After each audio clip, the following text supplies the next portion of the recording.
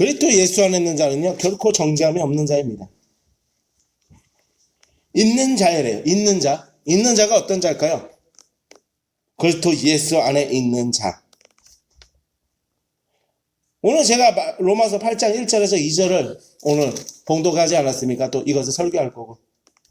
8장 1절에 이렇게 나와 있습니다. 그러므로 이제 그리스도 예수 안에 있는 자에게는 결코 정죄함이 없나. 현재 있는 자, 그리스도 예수 안에 있는 자. 그 예수 안에 있다 이 말은 또 무슨 말일까요? 밖이라는 게 뭔가 존재한다는 얘기죠. 그렇죠. 밖이라는 게 없는데 아니라는 말이 존재할 수가 있을까요? 없죠. 안이 있다는 거는 밖에 분명히 있는 거예요. 밖이라는 것 자체가 없는데 아니라는 말이 성립이 될 수가 없죠. 이해가 되시죠, 이 말이? 안이 있다는 건 밖이라는 어떤 세계도 분명하게 있다는 얘기예요. 밖이라는 세계가 없는데 안에서는 그러니까 아니라는 어떤 장소를 지칭해서 얘기할 수가 없어요. 단어적으로 그래요, 분명하게.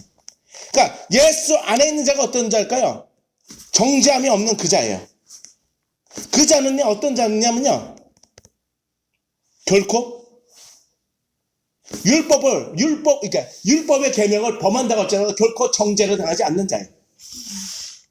잘 보세요. 우리가 그리스도 밖에 있을 때는 어떻게 되죠? 율법을 계속 범하면 어때요?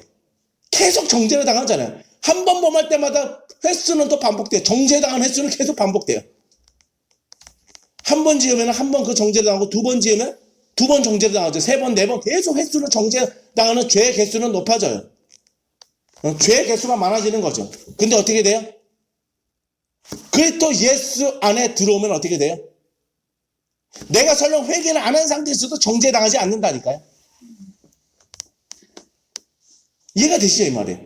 왜냐? 예수님이 이미 과거, 현재, 미래 모든 죄를 위해서 십자가에서 단번에 죽으셨거든요.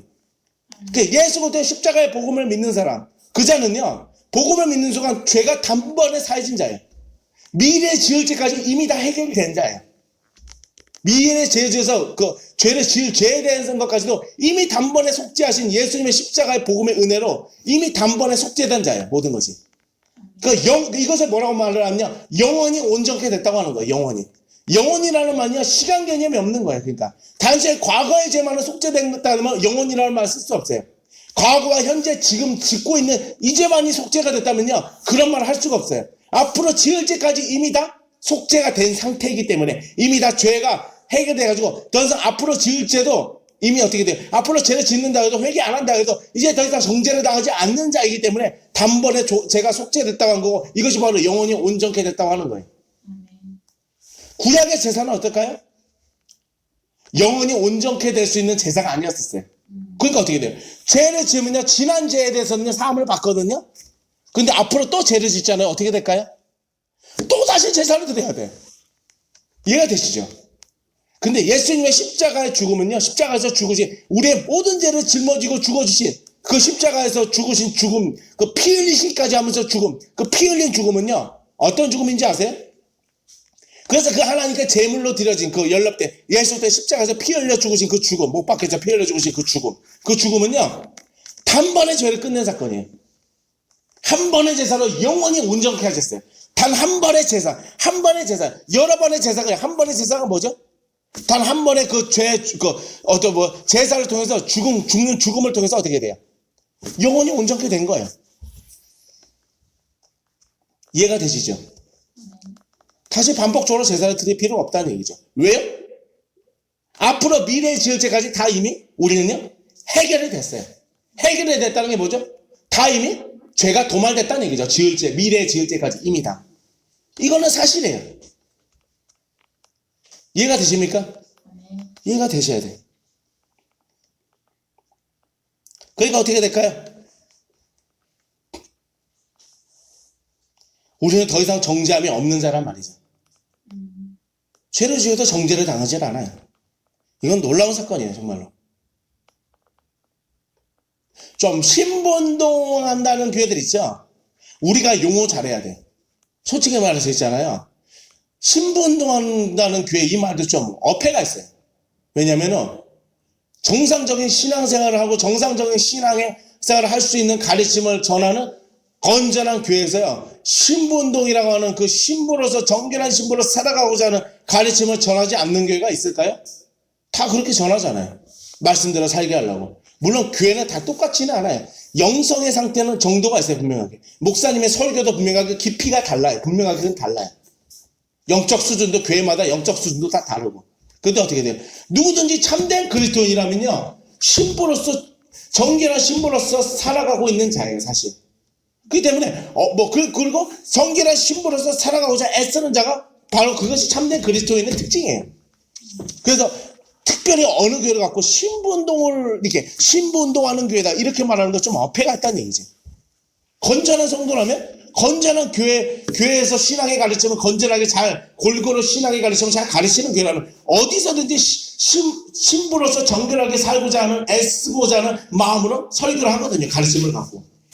그럼 어떻게 돼? 그게 다 어떻게 돼? 신부로서 살아가고자 몸부림치는 삶이잖아요. 그렇게 또 신부로서 살아가고자 바른 가르침을 계속 설교해서 가르치고 말씀을 먹는 것을 통해서 말씀을 먹고 그 말씀을 붙들고 말씀을 통한 은혜를 통해서 우리가 더 믿음이 강해지고 은혜가 강해지면서 신부로서 정결한 삶을 계속 살 수 있게 해주는 은혜가 주어지도록 하는 역할을 하는 거니까 목사가 이제 설교를 하는 것 통해서 이렇게 해서 그 말씀을 듣고 은혜 생활을 하는 사람들 믿음 가운데다 진짜로 참다운 그리스도인으로서 삶을 사는 사람들 이 사람이 어때요? 다 어떻게 돼요? 다 그런 자지 뭐. 안 그래요? 그러니까 뭐라고 해야 되죠? 신부운동한다는 그런 교회, 그런 어떤 말들을 성립할 수 있는 거죠, 그들도. 우리도 신부운동한다? 이렇게 얘기할 수 있는 거죠. 신부운동 안 하는 참된 그리스도인이 있을까요? 없어요. 그래서 어느 교회를 신부운동한다. 이 말의 용어를 좀 잘 정리해 봐야 돼. 도대체 그 사람들이 왜 이런 말을 하고 이것이 그들에게만 특별하게 적용해서 쓸 수 있는 말인가? 이건 좀 우리가요, 분명하게 자세하게 우리가 고민을 하고 아닌 건 아니라고 쳐낼 수 있어야 돼. 이해가 되십니까? 그러니까 우리가 알아야 될 게 하나가 있어요. 우리는요, 이 복음을 통해서 어떻게 돼요? 의롭다함을 받은 자. 어떻게? 단번에 의롭다함을 받았어요. 왜 성경에요? 오직 믿음으로 구원을 받는다는 말이 왜 있을까요? 제가요, 예전에 신부운동을 한다 뭐 그런 교회들 있잖아요. 그런 교회 어느 목사님은 이런 얘기 하시더라고요. 죄를 짓고 의롭다함을 받았는데 또 의롭다함을 받은 그리스도인이 죄를 짓잖아요. 다시 회개하지 않으면요, 뭔가 지옥에 갈 것 같이 이렇게 얘기를 하더라고요. 들리는 얘기로서는 그렇게 이해될 수 있는 말로 얘기를 했어요. 설명에 불충분한 것도 있었지만 뭔가 자기의 뜻은 그런 게 아니다라고 할지라도. 근데 은연중에 보면요, 그리스도 예수 안에 죄가 단번에 끝났다는 것을 부정하더라고. 이 참 희한하죠. 그러니까 어떻게 돼요? 다시 회개를 하면은 지옥 갑니다. 이런 식으로 얘기하는 사람이 있어요, 진짜. 근데 자기가 범한 죄를 다 100% 하나도 남김없이 회개할 자들이 있을까요? 그리스도 안에, 예수 안에 있는 자가? 하나하나 다 자백해야 되는데. 자기가 죄를 지었는지 안 지었는지도 모르고 지은 죄도 있는데, 솔직히 말해서. 무의식 중에 지은 죄도 있고. 그럼 어떻게 다 하냐고. 그리스도 예수 하는 자는요, 결코 어떻게 되죠? 정죄함이 없어요. 이 사실을 분명하게 우리는 붙들고 나가야 돼. 그러니까 믿음으로 의롭다함을 받는다는 말이 성립이 될 수 있는 거예요. 다시 의롭다함을 받았는데 다시 죄를 지어서 율법을 범법한 정죄를 받는다. 율법을 범법한 정죄를 받으면 어떻게 되는 거죠? 그리스도 밖으로 던져지는 거지. 뭐. 구원이 취소되는 거지. 생명이 없어지고 다시 사망 가운데 거하는 자가 되는 거죠. 실제로 그렇게 된다면. 그럴 수는 없지만. 그럼 어떻게 돼요? 이거는 그렇게 성립되는 거예요. 그러면은요, 그렇게 해가지고 진짜로 자기가 낙원에 갔다 죄를 한 번도 안 지어서, 그럼 이 사람은 어떻게 되냐면요, 이렇게 성립해야 돼, 얘기가. 그 사람은 이렇게 말을 해야 돼. 이렇게 얘기가 성립돼, 그 구원론이. 그 사람이 어떤 얘기하는 것 통해서 말하는 구원은 이렇게 성립이 되는 내용이에요. 어떤 내용으로 성립되냐면요, 믿음 플러스 율법 행위로 구원받는다, 이 얘기가 성립이 돼요. 이해가 되십니까, 이 말이? 안 그런가요? 틀리나요, 제 말이? 맞잖아요. 왜냐면 죄를 지으면 다시 정죄를 한다. 그래서 사망 가운데 간다. 그러면 죄를 안 짓고 율법의 계명을 지켜야 된다는 얘기예요. 계명을 계속 지키면은 그 의롭다함을 받은 믿음을 통해서 의롭다함을 받은 것이 계속 유지가 되는 거잖아요. 그렇게 해서 천국에 갈 수 있다는 얘기거든요. 그 말이 무슨 말일까요? 믿음 플러스 율법 행위로 구원받는다는 얘기. 이거 바로 무슨 구원론이냐면요, 혼합주의 구원론이라고 하는 거예요.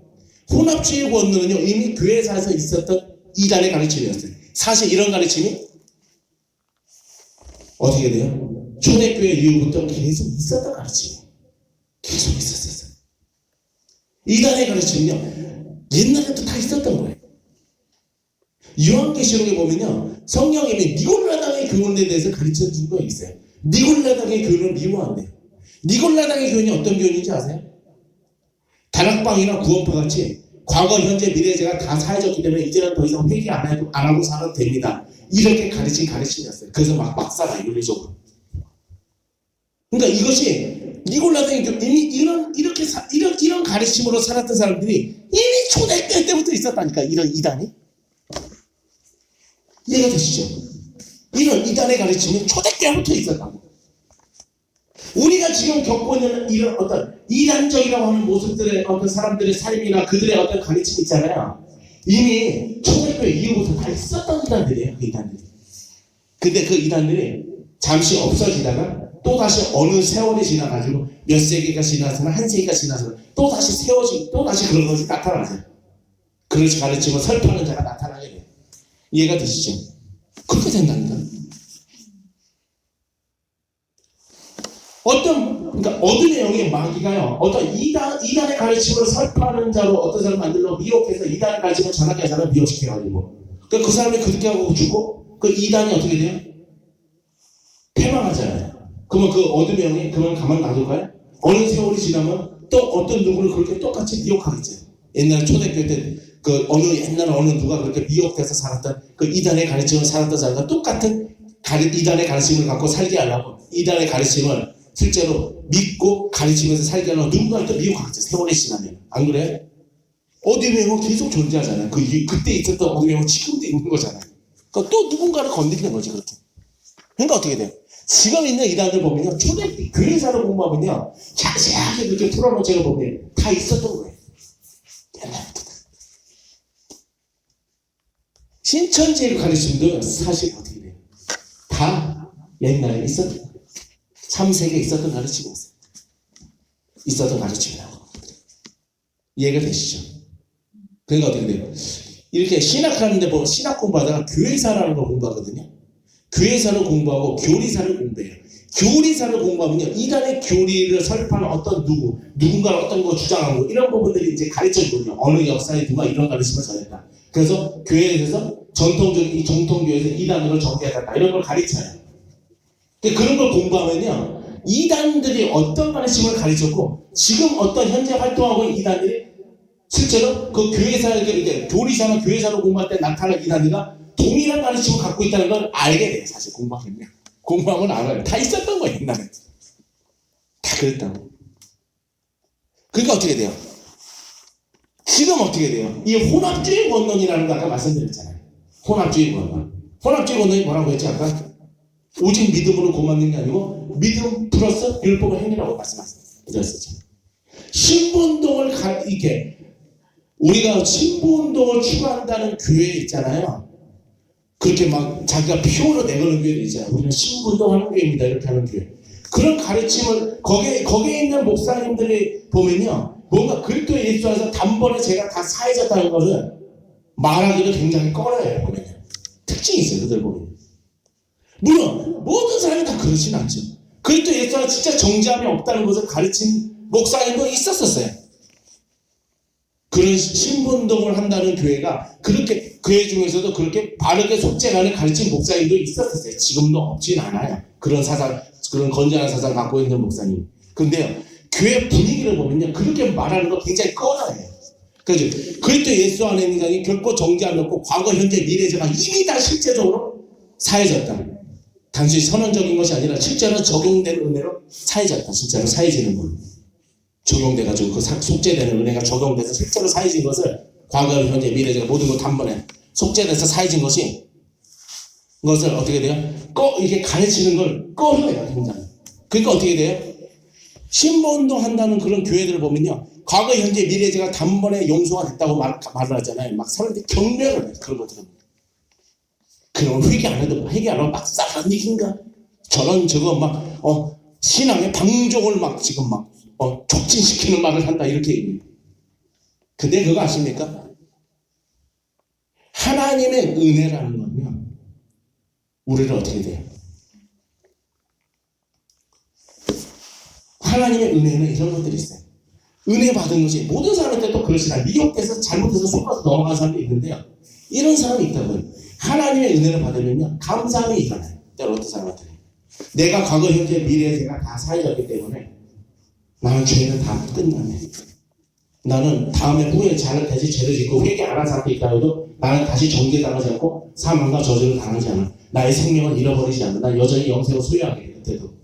그렇게 하면 어떻게 돼요? 어떤 사람은요, 주님이 감사하는 마음을 줘요. 이 감사한 마음, 나를 죄에서 단번에 속해 주신 하나님께 감사하는 마음으로 하나님께 충성되이 막 이렇게 섬기는 사람 살아요. 그 은혜는 너무 감사해가지고. 그러니까 무조건 과거, 현재, 미래에 제가 사해졌다고 가르치는 사람을 강조하는 사람으로 끌고 간다면 웃기는 소리 하지 말라고 하세요.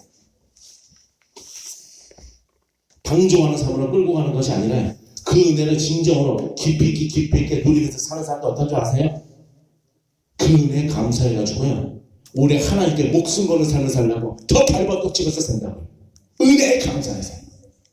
내가 죄를 지으면 하나님께서 진노하실까봐 두려워서 그런 것이 아니고요, 성숙하면 더 깊이 성숙할수록 은혜에 감사해서 산다고요. 그렇게 하나님의 뜻에 살려고 몸부림치면서. 이 원리를 아십니까? 아, 죄 지으면 하나님이 혼나니까 그냥 그렇게 살자. 물론 이렇게 살기도 해요. 이렇게 산다고 해서 그 사람이 꼭 어떻게 돼요? 지옥에 갈 자다, 그런 건 아니에요. 신앙이 아직은 그 깊은 어디 성숙의 단계까지 가지 못한 어떤 부분이 있는 거지, 그 사람도. 어떤 부분. 근데 어떻게 돼? 그런 은혜가 있다니까, 하나님의 백성한테. 모든 사람이 꼭 그런 은혜가 있다는 건 아닌데, 어떤 사람한테 하나님께서 그런 은혜를 이끌어주는 것이 있어요. 그래서 어떻게 돼요? 그렇게 죄에서 단번에 속해졌다는 가르침이 사람을 꼭, 사람을 방적으로 끌고 가는 가르침이라고 결론 내릴 수는 없다는 얘기죠, 절대로. 그건 옳은 가르침이에요. 그렇게 그가 받아들였다면 그건 그의 잘못이지, 하나님께서 그렇게 살라고 그렇게 강조하는 가르침으로 가르쳤다고 할 수는 없는 거예요. 아무튼 우리는요, 분명하게 알아야 돼요. 과거, 현재, 이 녹음하고 있는데 그렇게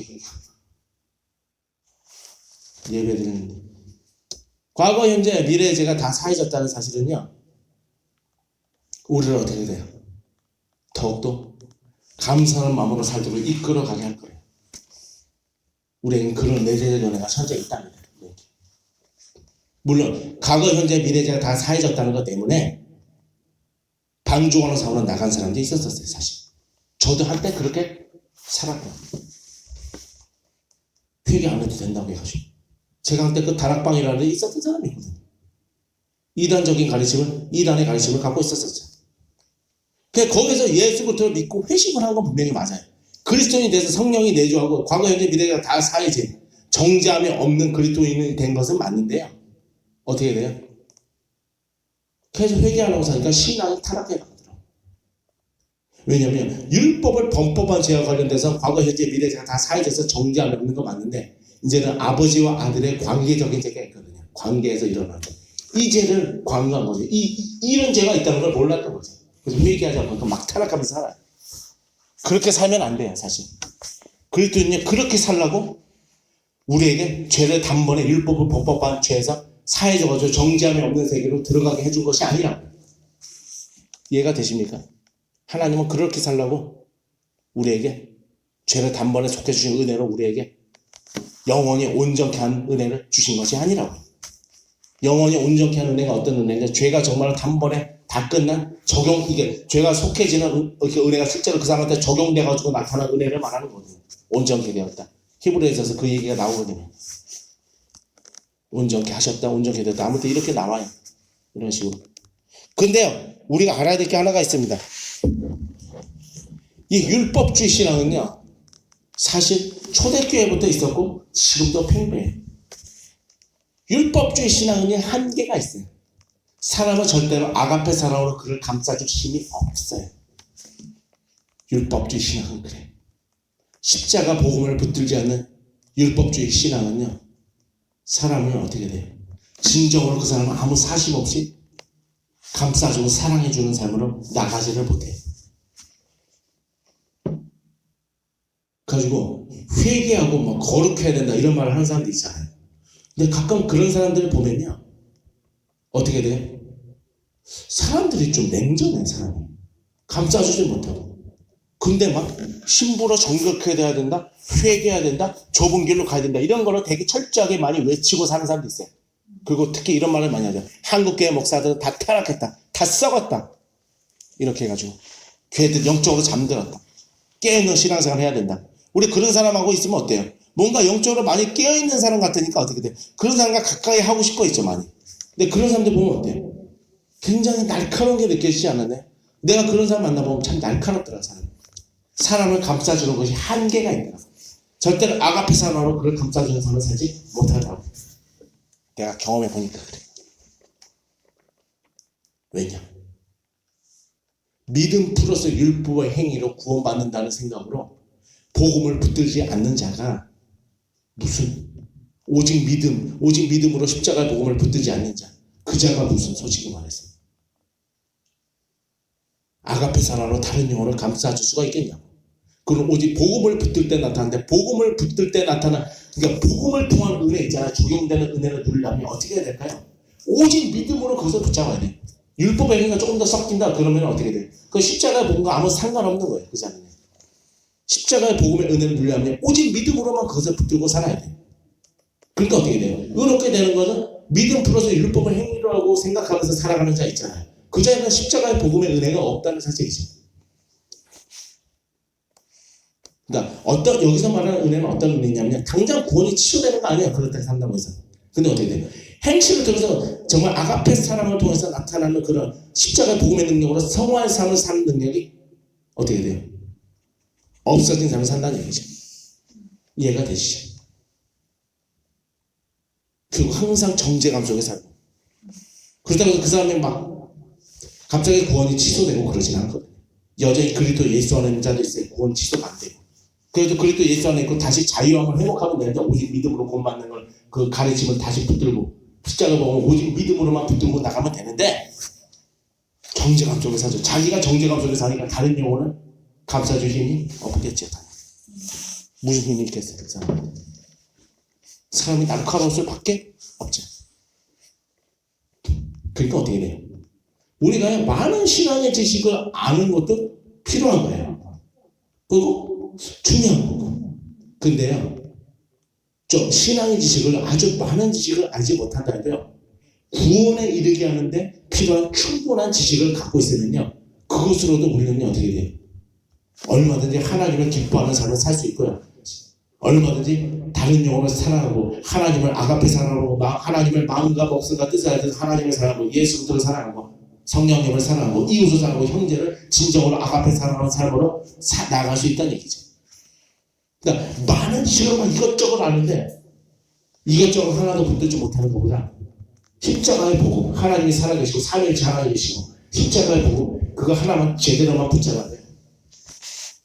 그 자가 어떻게 돼요? 진정으로 하나님이 원하는 삶, 진정으로 복음을 누리는 삶, 진정으로 복음을 통해서 십자가의 복음의 은혜를 경험하는 삶, 십자가의 복음의 은혜를 경험하는 그 자는 또 아가페 사랑을 진정으로 실천하는 삶을 살게 될 거라는 얘기죠. 이것저것 막 많이 아는 것보다 어쩔 때는 어떻게 돼요? 몇 가지만 추려가지고 아는 것이 더 낫다니까. 확실하게 붙들고 사는 그 지식을 갖고 있는 것이. 그렇지 않습니까?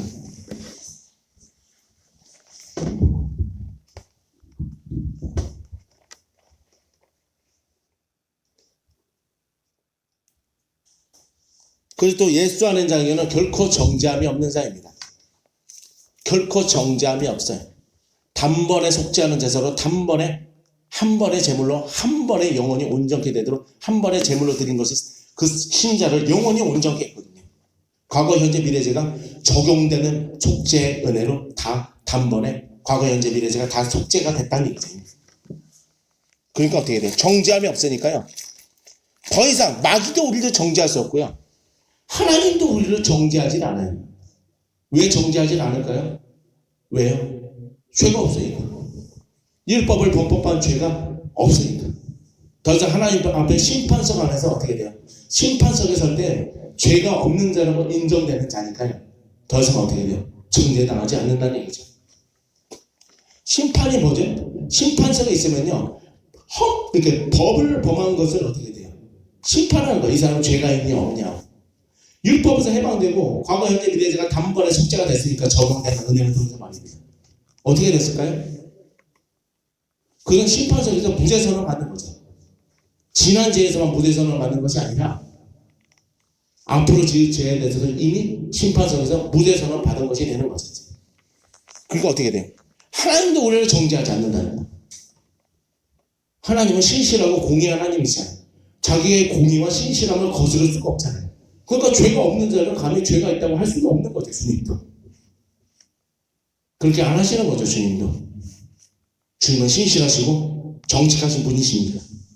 불의하신 분이 아니시잖아요. 불의한 자는 어때요? 죄가 없는데도 있다고 막 이렇게 사람을요? 한마디로 억울한데 이렇게 사람을 올가미를 씌우는 자들이 있죠. 죄가 없는데 있는 걸로 해가지고 사람을 감옥에 집어넣기도 하고. 죄가 없는 자는 있다고 재판소에서 어때요? 죄가 있다고 선고하는 경우도 있잖아요. 사실 하나님은 그런 분이 아니세요. 하나님은 재판소에서 우리를요 무죄 선언으로 인정하신 거예요. 과거 현재 미래 제가 다 사해졌다. 너 단번에 죄가 다 끝났다. 아무도 우리를 정죄할 수 없어요. 귀신도 정죄하면 안 돼. 정죄한다고 해도 그거는 사탄이 우리를 죄의식 속에 빠지게 하면서 정죄감 속에 살려고 하는 마귀의 책략일 뿐이에요. 우리 그 책략에 속으면 안 돼요. 아무리 말을 어둠형이 말을 그럴듯하게 얘기하고 생각을 그럴듯하게 갖다 줘도 아닌 건 아닌 거예요. 얼마 안 된 생각을 그럴듯하게 갖다 줄 수가 있어요. 그렇다고 우리는 받아들이면 안 돼요. 우리는 말씀이 중요한 거예요. 이미 우리는 죄는 다 끝났습니다. 단번에 죄에서 해방됐고 단번에 죄에서 속죄됐고요. 단번에 제가 우리의 모든 죄가 미래 질 때까지 단번에 죄가 적용되는 은혜로 다 속죄가 됐습니다. 아무도 우리를 정죄할 수가 없는 거예요. 이것을 진짜로 알고 십자가의 복음 안에서 은혜의 감격 속에 사는 자, 진정으로 또 십자가의 복음을 붙드는 자, 그 자는 다른 영혼을 아가페상으로 진정으로 사랑할 수 있는 힘을 갖고 사랑하게 되는 거죠. 그러니까요, 잘 들으세요. 회개 많이 전한다고 계명을 지켜야 된다, 거룩하게 살아야 된다, 이거를 많이 전한다고 해서요 그 자가 진짜로 복음을 아는 자는 아니에요. 꼭 그런 것은 아니고 복음을 아는 자이기 때문에 그렇게 말하는 사람도 있는데요, 복음을 아니까 진짜 하나님 말씀대로 거룩하게 살아야 된다는 어떤 마음에 어떻게 돼요? 마음에 깊은 각인이 있으니까 거기서 입으로 내뱉는 사람도 있죠. 진짜 하나님이 주신 어떤 깊은 마음에 어떤 경각심 같은 걸 주고 마음에 다짐 같은 걸 주니까 그렇게 말하는 사람도 있지만요, 실제로 어떻게 돼요? 율법주의 신앙에 젖어들어가지고 그렇게 말하는 사람도 있다는 거지. 그래서 말만 보고 그가 진짜로 복음을 올바로 이해하고 붙들고 있는 건지 우리는 다 알 수 없어요. 하나님만이 아셔요. 사실 그 율법주의자가 이 전통교단 안에서도 있다니까. 그래서 교단이 건전한 교단 소속 목사님이라고 해서 다 믿을 수는 없어요. 사실 솔직히. 그래도 대체적으로는요, 신앙에 대한 지식은 올바르게 갖춰있어요. 대체적으로 그래요. 근데 아닌 사람이 간혹 있어요. 이 사람 조심할 필요가 있어요. 전통교단 안에 간혹 있다는 게 많다고 할 수는 없죠. 지식은 그래도 대부분 갖춰져 있어요. 그러니까 어떻게 돼요? 신분운동을 한다는 사람이 어떻게 돼요? 대부분 율법주의 신앙에 빠져있거든요. 정죄감 속에 살고 있고 많은 사람들이 그래요. 그러니까 어떻게 될까요? 좀 날카롭죠. 사람들이 확약적이고. 전통교회 사람들은요 그래도 예전에 정죄함이 없다는 이 가르침은요 웬만큼 신앙생활 했다는 사람들 다 알아요. 사실 알지만은 그것을 잘 못 누리고 사는 사람도 있죠. 사실. 근데 그래도 웬만하면 안다고. 전통교회는요 그래도 이 가르침에 웬만하면 다 가르쳐지고 있거든요. 일반화돼가지고 뭐 다 아는 거 아닌가?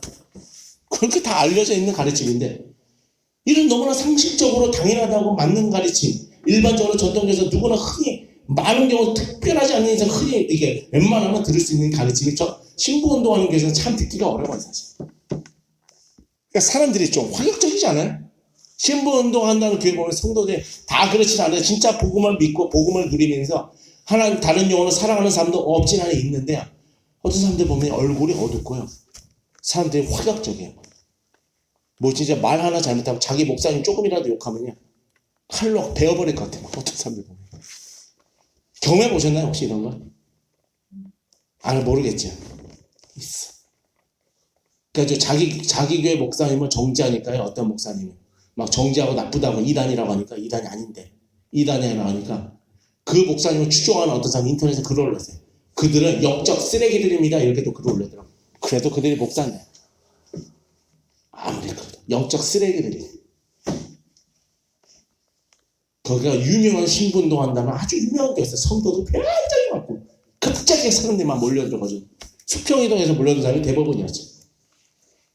그랬더니 그 목사님은 아무나는 거 아니야. 그 목사님을 존경하는 게 있어요. 근데 그 목사님 추종하는 사람이 그렇게 말하는 사람이 있다니까. 왜냐? 거기서 신앙생활 하는 사람들이요. 뭐 많은 경우가 있어서 그랬어요. 실제로 율법주의 신앙에 젖어 들어가가지고 살아가는 사람이 많았어요. 한때는 그리스도 예수 안에서 자유함을 누리면서 살아가는 사람들이 그 자유함에 대한 감격까지 빼앗겨가지고 그렇게 살아가는 사람들이 있더라고요. 꼭 그 목사님은 꼭 그렇게 가르치는 것만은 아닌데 그런 어떤 영적 분위기가 그런 팽배한 분위기가 있으니까 그렇게 동화해서 가는 것이 있더라고요. 나도 자세한 내막을 못해 그런 게 있었어요. 그때 난 그 목사님이 율법주의 신앙이라고 말을 하고 싶진 않아요. 근데 그런 가르침이 그런 어떤 팽배한 분위기가 있었어요. 보면. 근데 그렇게 팽배한 분위기로 조장한 데는 목사님의 책임이 있었어요. 사실 목사님도 어떤 율법주의를 조장한 것이 오해할 만한 어떤 가르침이 있었어요. 그분은 그렇게 가르치는 그런 마음으로 가르치는 게 아니었다 할지라도요. 상대방은 그렇게 들을 때 그렇게 이해될 만한 어떤 말들이 있었어요. 난 그렇다고 꼭 그분이 그렇게 가르쳐서 말하고 나는 그렇게 생각하진 않아요.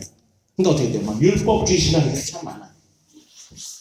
그분은 그렇지 않았다 할지라도. 그러니까 어떻게 돼요? 그리스도 예수 안에 있는 자는요. 결코 정죄함이 없는 자예요. 어떤 자? 예수 그리스도 안에 있는 자. 왜요? 2절에 나와 있습니다. 이는 이렇게 나와 있습니다. 이는 왜냐하면 이런 거죠. 그리스도 예수 안에 있는 생명의 성령의 법이 죄와 사망의 법에서 너를 해방하였음이니라 이렇게 가르치고 있습니다. 그리스도 예수 안에 있는 생명의 성령의 법. 이것이 어떤 걸까요? 죄와 사망의 법에서 해방한 게 무엇이냐면요. 생명의 성령의 법이 죄와 사망의 법에서 해방인데 이건 십자가의 복음이죠. 한마디로. 모든 죄에서 자유케 한 십자가의 복음이 죄와 사망의 법에서 해방한 사건을 가르치고 있는 거죠. 이 생명의 법이 있잖아요. 생명의 법에 뭐가 있을까요? 단번에 의롭게 함을 통해서 우리에게 주신 생명이거든요. 이 생명은 뭐예요? 십자가의 복음을 통해 주어진 은혜예요. 이 은혜가 어떻게 돼요? 우리를 죄와 사망의 법에서 우리를 해방했다는 사실이죠. 이 죄와 사망의 법은 율법이에요. 십자가의 복음, 단번에 영원히 온전케 우리를 만든 십자가의 단번에 속죄제사가요. 우리를 죄와 사망에서 온전히 해방한 거예요. 그 은혜는 누가 적용해 주죠? 성령님이 전달해 주는 거예요. 십자가의 복음의 은혜는요. 성령님이 전달해 주는 통로가 돼가지고 우리에게 전달해 주고 적용시켜줘요. 적용시켜 줌을 통해서 죄와 사망하면서 우리가 해방된 거예요. 성령님이 우리를 위해서 죽어주신 건 아니에요. 육신을 입고. 성자 하나님이 육신을 입고 죽어주신 건데 시험자 하나님의 십자가의 복음을 어떻게 돼요? 육신을 입고 십자가 우리를 모든 죄를 짊어지고 십자가에 못 박히셔 피 흘려 죽으시고 부활하신 그 사건을 통해서 모든 죄값을 다 치는 그 은혜를요. 예수 그리스도를 믿은 자에게 어떻게 돼요? 그 복음의 사건을 믿은 자에게, 십자가 사건을 믿은 자에게, 십자가에서 피 흘려 죽으신 죽음과 부활의 사건을 믿은 자에게 성령님이 그 복음의 능력과 은혜를 적용시켜 줌을 통해서 그가 율법에서 해방되는 거죠. 죄가 단번에 속해지는 거고 영원히 온전해. 그러니까 율법에서 해방될 수 있었던 거예요. 죄가 단번에 속해지지 않았다면 율법에서 해방된 일은 없었다는 얘기죠. 율법에서 해방됐다는 얘기는요. 그가 과거, 현재, 미래죄가 단번에 적용되는 은혜로 다 속죄가 됐기 때문에 이미 믿은 순간. 그러니까 율법에서 해방된 거예요. 그러니까 율법에서 해방된 자는 과거, 현재, 미래죄가 단번에 속죄된 자고요. 과거, 현재, 미래죄가 단번에 다 속죄된 자는요.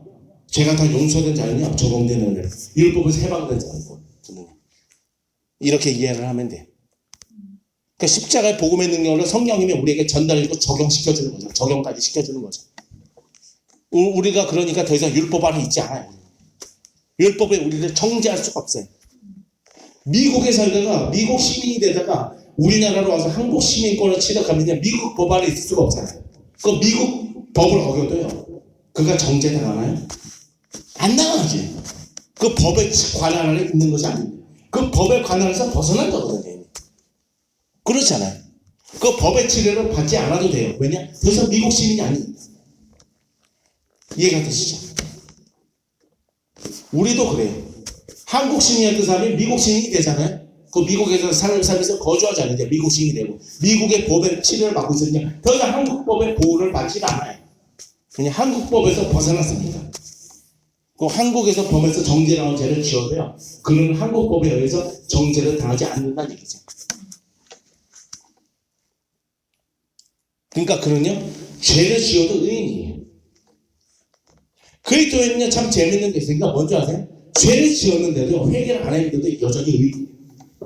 의인이 뭐죠? 무죄 선언된 자세요. 무죄 선언이 된 자잖아요. 이것이 바로 복음이 우리에게 준 은혜예요. 더 이상 정죄당하지 않아요. 그래도 예수는 결코 정죄함이 없는 겁니다. 왜냐? 생명의 성령의 법이 죄와 사망의 법에서 우리를 해방했기 때문이에요. 율법에서 해방됐다는 얘기죠. 죄와 사망의 법은 아까도 말씀드렸듯이 율법을 가르치는 거예요. 율법에 우리를요 어떻게 돼요? 정죄하고 율법을 통해서 어떻게 돼요?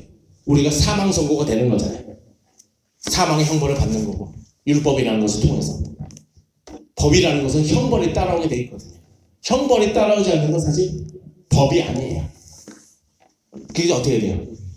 이 율법이 더 이상 우리에게 효력을 발휘하지 못해요. 더 이상 율법이 우리를 치료하지 못해요. 그러니까 우리는 정죄에 당하지 않는다는 사실이죠. 그래서 우리는 자유해야 돼요. 그래서 그리스도 예수 하는 자는 죄를 지어도요. 율법에서 우리는 정죄당하지 않는다. 우리는 그래도 의인이라는 세상 사람들 보면 좀 뻔뻔하네. 죄 지었는데도 회개도 하지 않았는데도 세상에 나는 의인이라고 이렇게 얘기할 수 있잖아요. 복음을 모르는 사람은요. 율법주의자는요.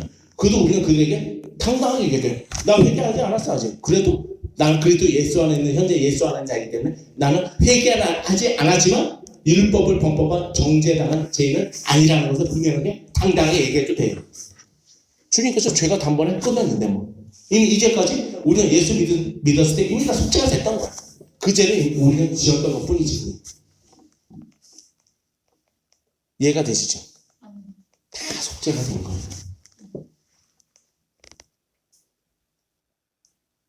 그러니까 그리스도인은요, 이렇게 율법주의자들이 볼 때 좀 뻔뻔해 보인다고 하는 삶으로 이렇게 보여진다고 할지라도 결코 거기에 주눅들 필요가 없다는 얘기죠. 이만큼 십자가에 보면 위대한 하나님의 은혜. 더 이상 사망과 저주는 우리를 다스리지 못합니다. 우리가 여전히 회개 안 한 죄가 있잖아요. 그렇죠. 우리가 죄 다 회개했나요? 그리고 또 예수 안에 들어오면서 또 들어오고 나서 지은 죄들 있잖아요. 다 회개한 게 있나요? 회개 안 한 죄가 있잖아요. 그래도 우리는 지금 의인이잖아요. 왜요? 우리는 율법에서 해방됐기 때문에. 과거, 현재, 미래 죄가 이미 다 속죄가 됐기 때문에 믿은 순간. 그러니까 지금 회개 안 한 죄가 있는데도 여전히 죄를 지은 죄가 있는데도 불구하고요. 정죄당하지 않잖아요. 죄인으로 인정되지 않는다는 얘기죠. 죄 지은 걸로 인정을 안 한다는 얘기죠. 한마디로.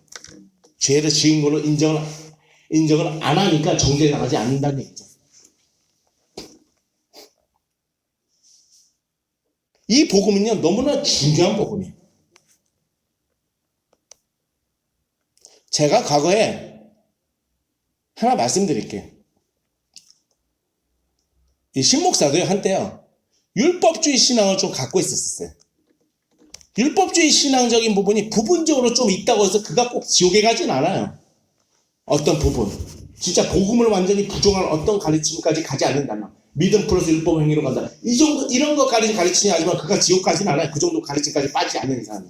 내가 예전에요 어떤 부분적으로 율법주의적인 삶이 있었어요. 그 정죄감 속에 많이 살았었고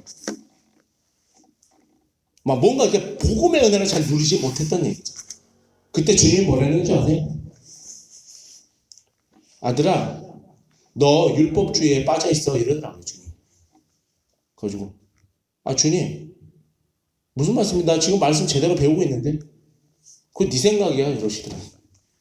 네가 예수 그리스도를 처음 믿었을 때 그때 들은 그 복음의 내용이 맞는 거다 그러더라고요. 지금 네가 알고 있는 건 잘못된 거라는 것을 가르쳐준 사건이 있었어요.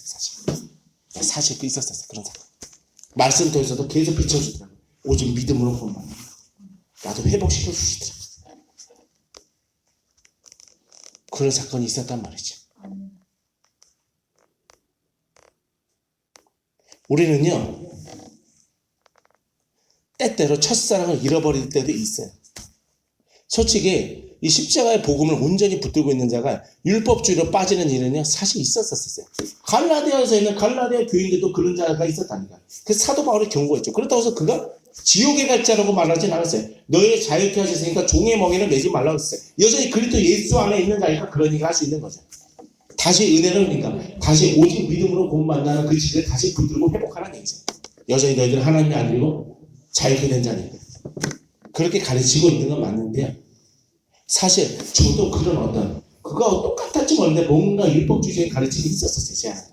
그래서 그것을 수정시키는 사건들이 있었어요. 주님 한때. 신본동한다는 교회에서 좀 교회를 가가지고 설교를 많이 듣다 보니까 내가 뭔가 율법주의적인 가르침을 갖게 됐어요. 근데 하나님이 그때 그 신본동한다는 교회에서 받은 율법주의적 가르침을 통해 받은 나의 잘못된 영향을 통해서 받은 나의 율법주의적인 생각이 있잖아요. 이 생각과 마음과 의지를요 주님이 어떻게 돼? 고쳐주시는 사건이 있었어요. 하나하나 깨트려주시더라고요.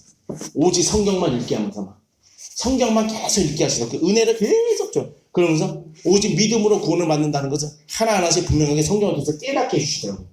계속 통독해서 읽으니까. 한 번 읽어보는데 두 번, 세 번, 네 번, 다섯 번 이렇게 읽으니까 그 말씀의 의미가 나중에 깨달아지더라고요. 처음에 무슨 말인지 몰랐는데. 그러다 보니까 어떻게 돼요? 이 생각이 올바르게 정리가 되더라고요. 율법주의적 가르침에서 벗어나게 하시더라고요, 주님. 그러면서 그때 아까 말씀드렸듯이 이렇게 말씀하시더라고요. 네가 처음에 예수를 믿었을 때, 천진난만하게 그냥 복음을 믿었을 때, 그때 그 복음을 믿기까지 들은 복음에 대한 내용의 진리가 맞다는 걸 가르쳐 주더라고요. 또 초신자 때 이게 들은 복음의 내용이 맞다는 걸 가르쳐 주더라고요. 그래서 하나님께서 말씀하셨어요. 그래서 처음에 들은 그 가르침은 다시 가르침 통해서 받은 은혜, 그리고 그 가르침을 다시 붙들으라고 예전에 주님이 나에게 뭔가 마음에 사인을 준 적이 있었어요. 실제 있었어요. 사실은. 이런 자들이 교회에 사실 있다는 얘기죠. 한때는 복음 안에서 자유롭게 신앙생활을 했는데 어느 날 율법주의적인 사상을 갖고 있는 잘못된 사람을 만나면서 율법주의적인 삶과 율법주의적인 신앙의 가르침을 갖고 살아가는 사람이 있어요. 그 신앙의 가르침을 갖고 잘못된 가르침.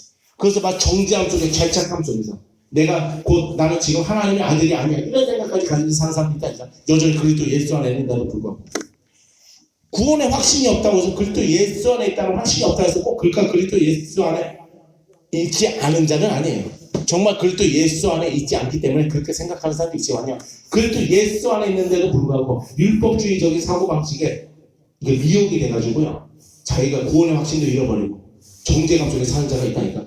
주님은 정죄하지 않는다. 너는 지금도 그리스도 예수 하는 자야. 너는 율법에서 해방된 자야. 너는 자유한 자야. 이렇게 주님께서는 말씀하고 계시는데도 여전히 그 가르침을요. 성령을 통해서 이렇게 가르치고 계시는데도 불구하고 그 가르침을 받아들이지 못하는 사람이 있다니까.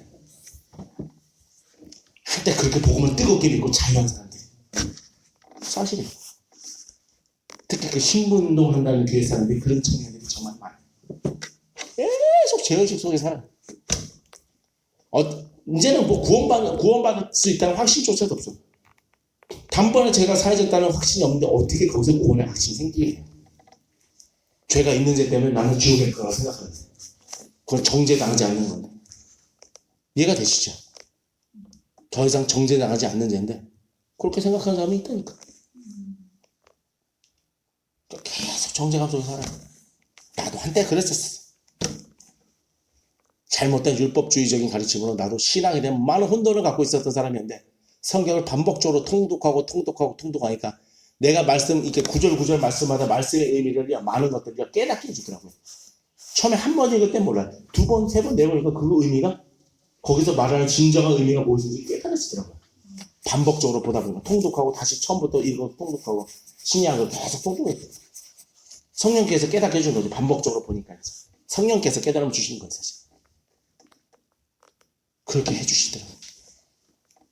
그러니까 말씀을 반복해서 많이 보는 건 중요해요. 그러다 보면 이해가 안 되는 것을 이해시키게 하고 깨달음을 주거든요. 선생님이.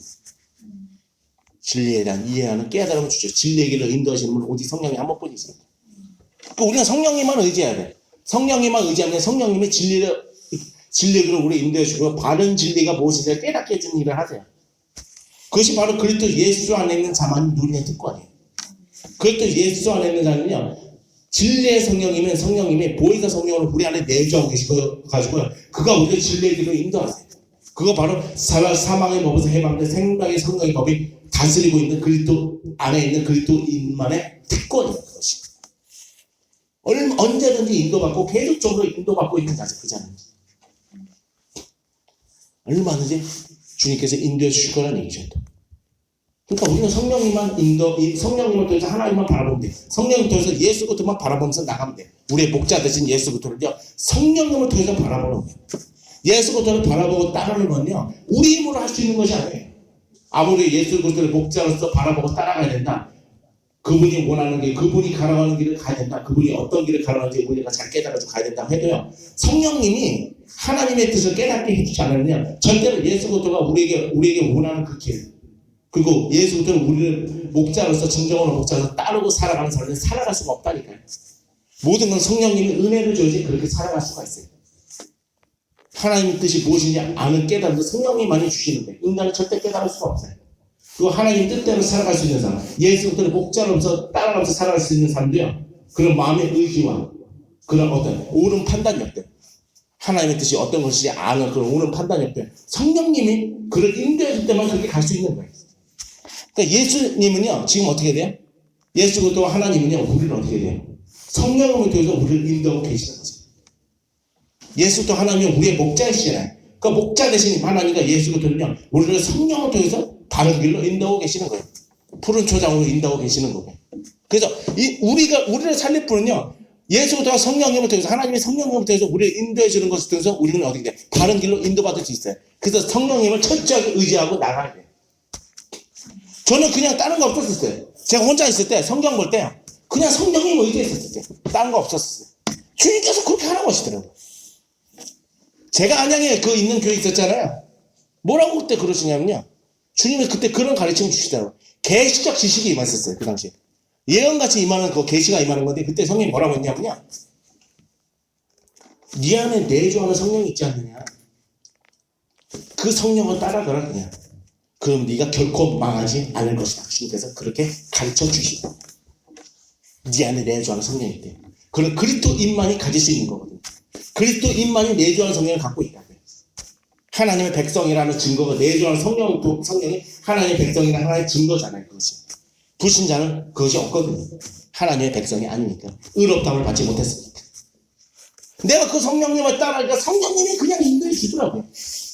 성령님의 바른 진리의 길이 무엇인지 깨닫게 해주고요, 하나님 뜻이 무엇인지를 분별할 수 있는 분별력을 주시고요, 하나님의 은혜에 대한 어떤 영적인 어떤 인지하는 어떤 그런 지혜들을 주시기도 하고요, 하나님의 뜻을 따라갈 수 있는 믿음을 주기도 하고요, 하나님의 뜻을 따라갈 수 있는 어떻게 돼요? 뭔가 강한 의지와 마음의 어떤 하나님의 말씀과 뜻에 대한 어떤 마음을 감안해 주기도 하고요, 내가 바른 길로 가게 하는 신앙의 가르침은 부단하게 수시로 많은 것들을 가르쳐 주시더라고요.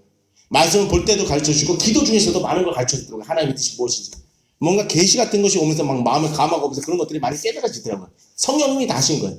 모든 진리의 길로 인도되는 것은 성령님을 통해만 하는 거예요. 성령님만이 모든 진리의 길로 인도하시는 분이세요. 지금은 성령의 시대거든요. 과거 구약 시대와는 다르다고요. 그렇게 성령님을 따라가니까요, 성령님은 알아서 이 자리까지 오게 해주시더라고요. 성령님만 따라가면 돼요. 성령님을 통해서 예수 그리스도가 우리를 목자로서, 자신의 양으로서 우리를 인도하고 계시는 거죠. 하나님 아버지가 우리의 목자로서 성령님을 통해서 우리를 진리의 길로 인도하고 계시는 거죠. 이해가 되시죠? 그러니까 성령님만 붙들고 나가면 돼요. 성령님 도와주십시오. 성령님 도와주세요. 예수님 도와주세요. 예수님 성령으로 나를 인도해 주세요. 이렇게 강구하면서 하나님만 붙잡고 예수님만 붙잡고 성령님을 붙잡으면요, 하나님과 예수님이 성령님을 통해서요, 우리를 인도하실 거라는 얘기죠. 바른 길이 무엇이고, 내가 잘못된 신앙의 가르침이 무엇인지를 깨닫게 해주시고, 옳은 길이 무엇인지를 깨닫게 해주시고, 옳은 길로 갈 수 있는 믿음을 갖게 해주시고, 깨달음을 주실 거라는 얘기죠. 성령님은 그렇게 해주신다니까. 철저하게 성령님을 따르고, 성령님을 철저하게 의지하고, 성령님께, 하나님께, 예수님께 철저하게 나를 진리의 길로 인도해달라고 간구하면서 그분만을 의지하면서 살아가는 자니, 하나님께서 그를 결코 그냥 버려주지 않아요. 서로 혼자 있다고 해도 성령으로부터 반드시 그를 진리의 길로 인도하신다니까.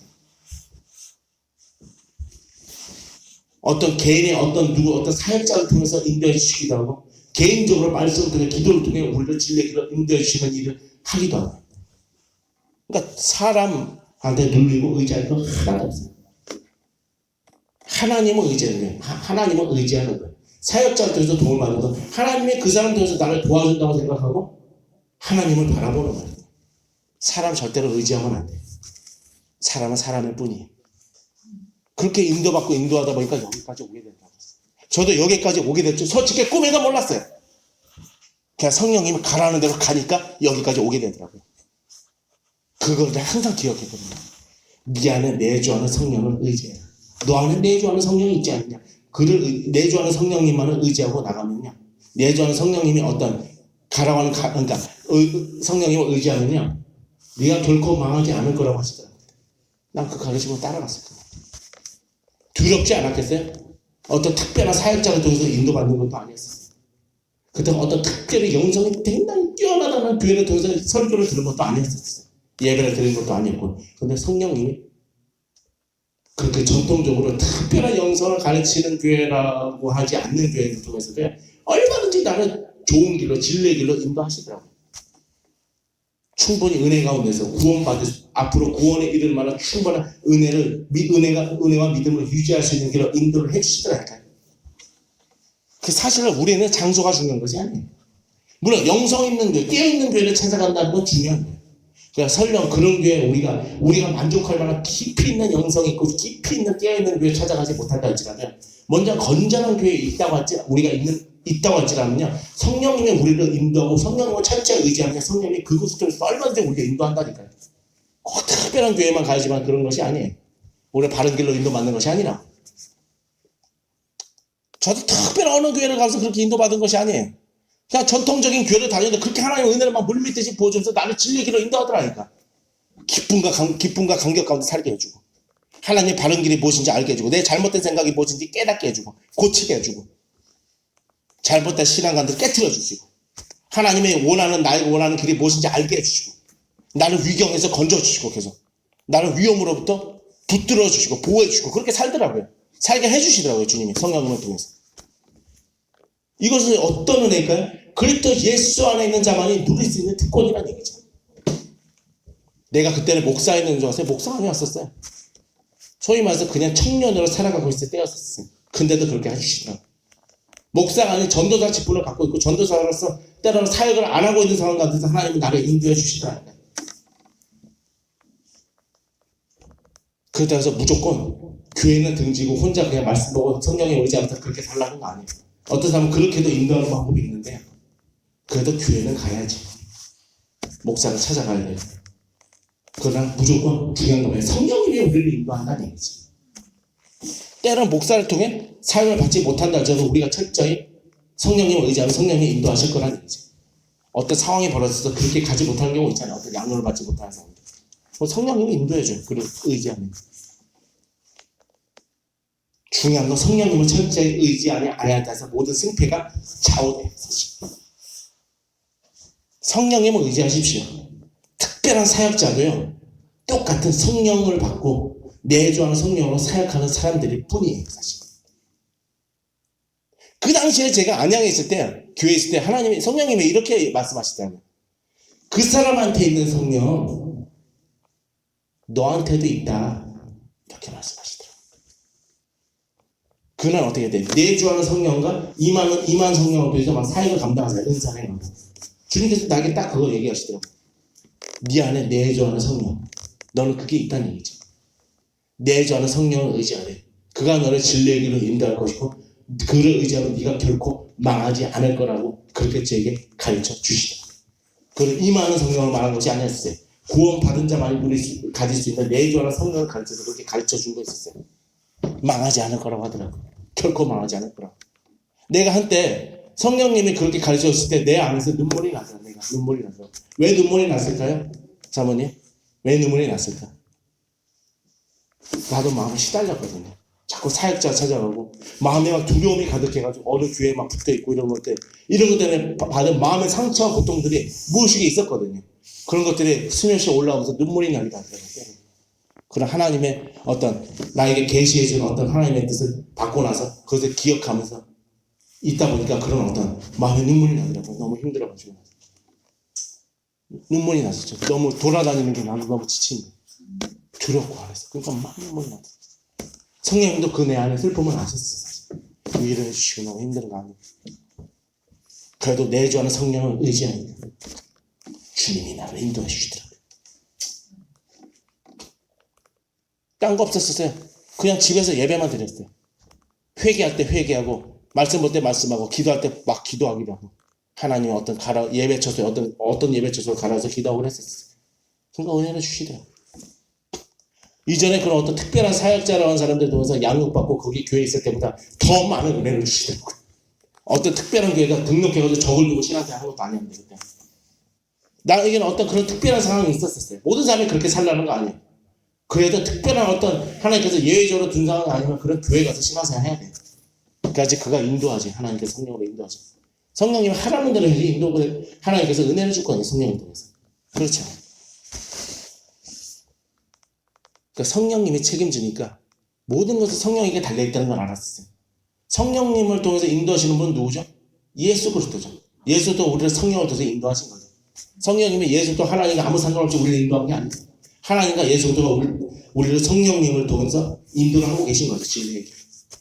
바른 진리가 뭔지 알게 해주시고 없는 믿음을 선물로 주셔서 갖게 하시고 회개할 수 없을 때 회개하게 해주시고 우리를 위경에서 건져주시고 어둠의 영에서 우리를 압제해서 건져내 주시고 우리를 보호해 주시고 은혜 가운데 살게 해주시고 십자가 안에서 계속적으로 은혜의 감격 속에 십자가 복음에 대한 감격 속에 계속 살게 해주시다. 매일매일 특별한 누구 사역자 같아서 적을 두고 신앙생활하는 것이 아니었는데도 한동안 그렇게 살게 해주시더라고. 그럼 걸어가면 막 십자가 복음에 대한 감격이 막 일어나니까 막 지나갈 때 막 눈물이 막 사람들 보면 미소가 나와. 그때 그랬었어요. 그 큰 경험을 하니까요. 사람 의지하는 거, 사람이라는 게 별거 아니라는 걸 깨달아지더라고요. 정말 아무것도 아니야. 그다음 어느 날은요, 하나님이 성령, 이렇게 개인적으로 예배드리고 막 이런 삶 속에 막 계속 살게 하진 않더라고요. 어느 날부터 그러더라고요. 야, 교회 가라, 이제. 교회 가라고 하는데 안 가고 내 독단적으로 막 예배드리고 어떤 사역자를 통해서 이렇게 목양을 안 받잖아요. 하나님도 그러면 예전같이 그렇게 은혜를 안 줘요. 전혀 은혜를 안 주는 건 아니죠. 예전같이는 안 줘요. 왜냐면 주님이 하라는 대로 안 했으니까. 그때부터 신앙이 막 내가 쇠약해지더라고요. 전부. 그래서 주님이 하라는 대로 어느 교회가 또 이렇게 적을 두고 신앙생활 하니까 다시 은혜를 회복시켜주더라고요. 여러 가지 방법이 있는데 중요한 거 뭐예요? 성령님을 의지하면 된다 그거예요. 성령님께 간절히 자기 자신의 심정과 어려운 상황을 토로하고 나가면요. 예수 그리스도가 성령을 통해서 우리를 인도할 거란 얘기죠. 어느 하나님의 백성이긴 간에 차별이 없는 거예요. 타락한 하나님의 백성이라고 해도 예외가 되진 않아요. 누구에게나 도와달라고 하면 예수 그리스도가 성령을 통해서 우리를 인도하실 거란 얘기죠.